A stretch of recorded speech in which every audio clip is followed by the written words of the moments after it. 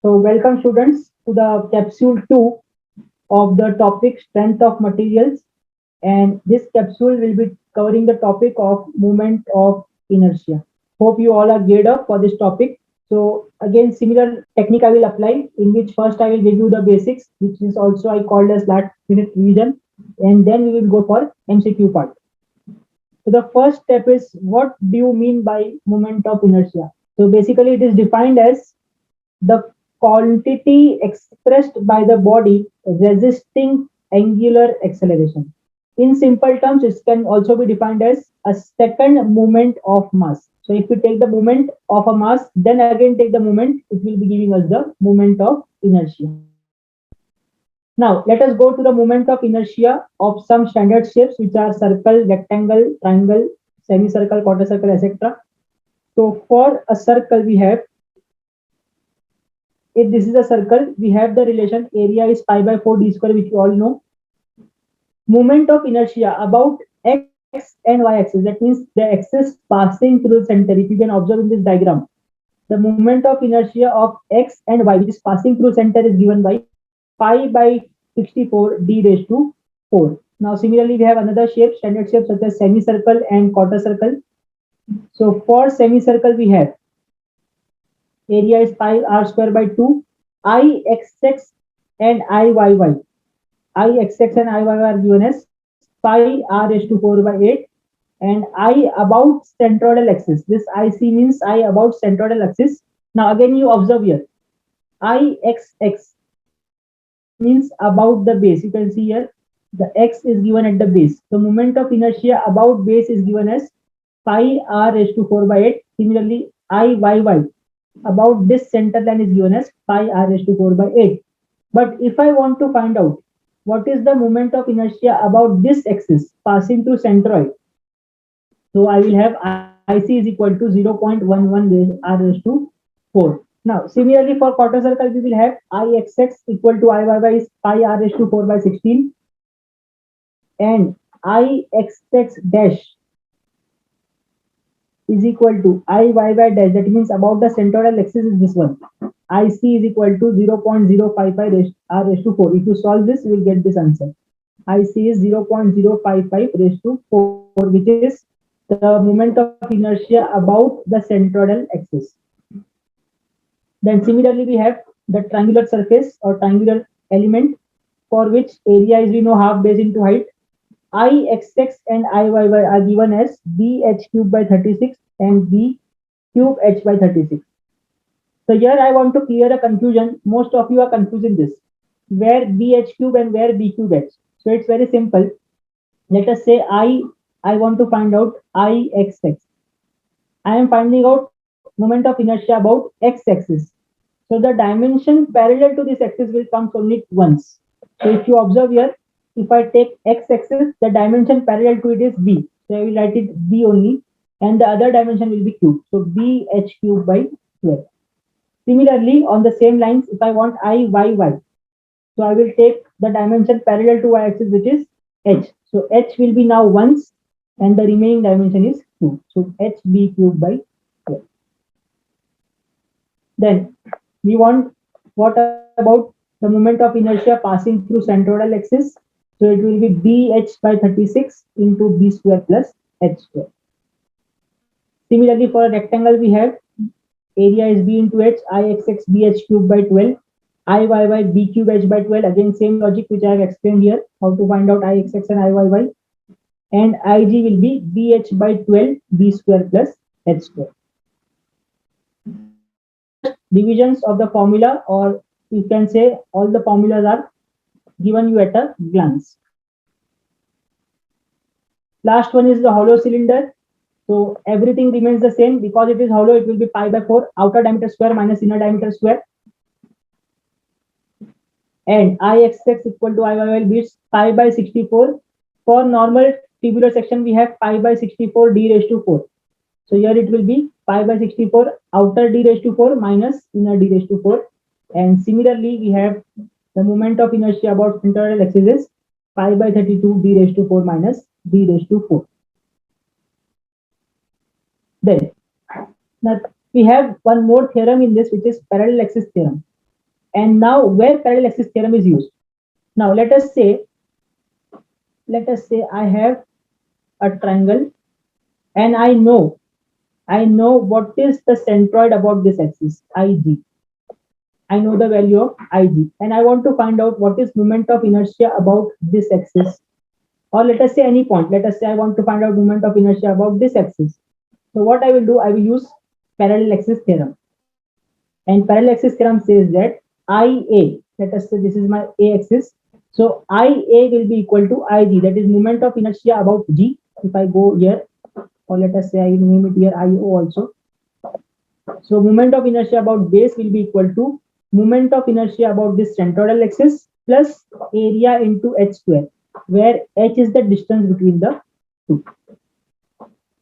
Similarly, let us say if I want to find out moment of inertia about this axis, so what I will write, it will be IB is equal to IO plus A, and if I consider this as, let us say, P, so it will be A P square, that is the distance between IG and B.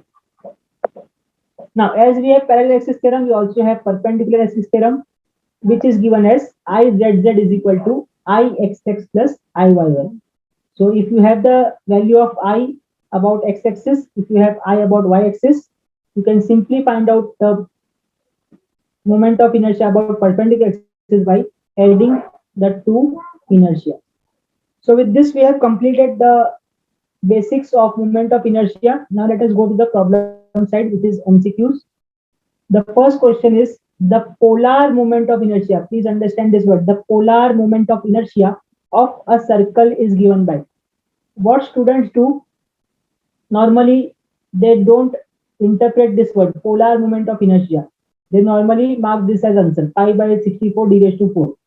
But it is asked here polar moment of inertia. Polar moment of inertia means what is the polar moment of inertia about z axis. So we know that IZZ is IXX plus IYY, which is, we also have seen that it is pi by 32 d raised to 4, because IXX and IYY are what? Pi by 64 d raised to 4. So the correct answer is B and not A, which students mark A in hurry. Next question.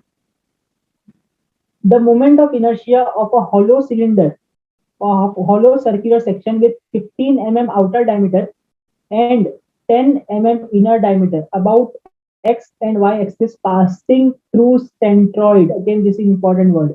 It is passing through centroid. I don't need the answer passing through base or passing through any other section. It is from centroid. So we have the relation moment of inertia passing through centroid is pi by 64, and because it is a hollow cylinder, it will be capital D raised to 4 minus small d raised to 4. So I will have pi by 64 d raised to 4, that is outer diameter 15 raised to 4 minus 10 raised to 4, and on solving this I will get answer as 1994.71 mm raised to 4. So if I look at the options, the option is B. And because it is a circular section, IXX will be equal to IYY. So this is the correct option. Let us go to the next problem. It says, what is the formula for theorem of perpendicular axis? So we have just seen that IZZ is given by IXX plus IYY. So just rearrange the terms. Can you see this? IZZ is IXX minus IYY. So no, it's wrong. IZZ is IXX plus AH square. No, wrong. IZZ minus IXX is equal to IYY. Yes, this we can get. So if I rearrange this term, I will get IZZ minus IXX is equal to IYY. So this can be the correct option, or this is the correct option. Let us check the fourth one. IZZ plus IXX equal to IYY. No, this also is not working. So this is the correct option, which is C. Now, what is the formula for theorem of parallel axis? Again, same. We have seen that parallel axis theorem is what? If I know the value of centroid or the moment of inertia about centroidal axis, that is G, I can find out the centroid value of mi about the base axis by ib is equal to ig plus ah square. So if I will check the option is, let us say, yeah, B answer.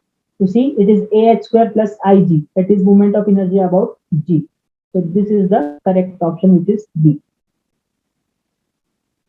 Where IAB is the axis, let us say AB axis. Next one.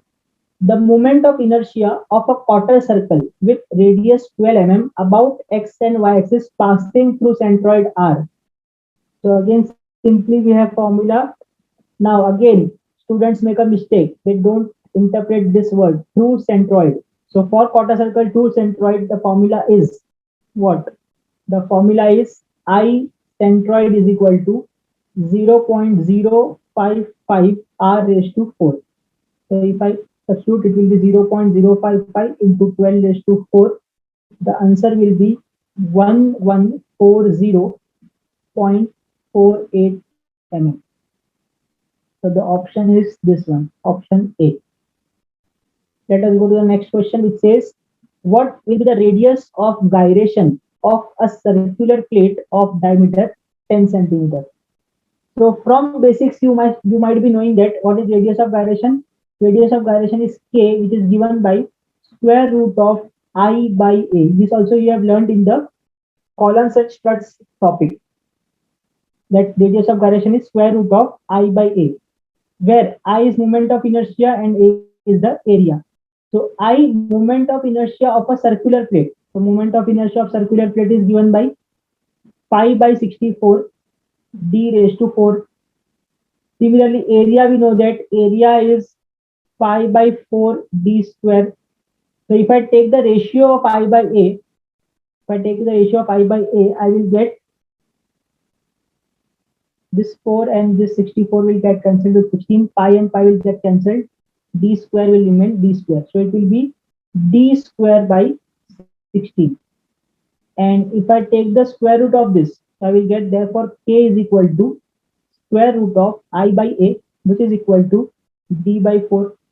And diameter is given to us as 10 centimeters, so it will be 10 by 4, which is equal to 2.5 centimeters. So the option is this one, C. So option C is the correct option. Next part. Find the moment of inertia about centroidal x-axis of a rectangle with base 20 and height 30 mm. So here it is given to find out the moment of inertia about centroidal axis. So for centroidal axis, we have the formula Ixx for a rectangle. It is BD cube by 12. So BD cube by 12. So B is given to us as 20 into D is given to us 30 divided by 12. So if you just substitute and solve the answer, you will get answer as 45000 mm raised to 4, which is option number B. Next question. The moment of inertia of a semicircle with diameter 35 mm about x-axis passing through centroid. Again, it is centroid. So for centroid, we know that IC is equal to, for a semicircle, 0.11 r raised to 4. So it will be 0.11. R can be written as d by 2 because we are given diameter d by 2 raised to 4. So it will be 0.11 into 35 by 2 raised to 4. And if you solve this, you will get answer as 10316.8 to 4, which is option number CI. Yes, it is option C. Let us proceed to it says, what is moment of inertia of a triangular section about the base? So this is very simple. We have the formula, it is BH cube by 12 about base. The next question is, what is the moment of inertia of a triangular section about an axis passing through CG and parallel to base? So again, we have direct h cube by 36. So directly I can mark the answer.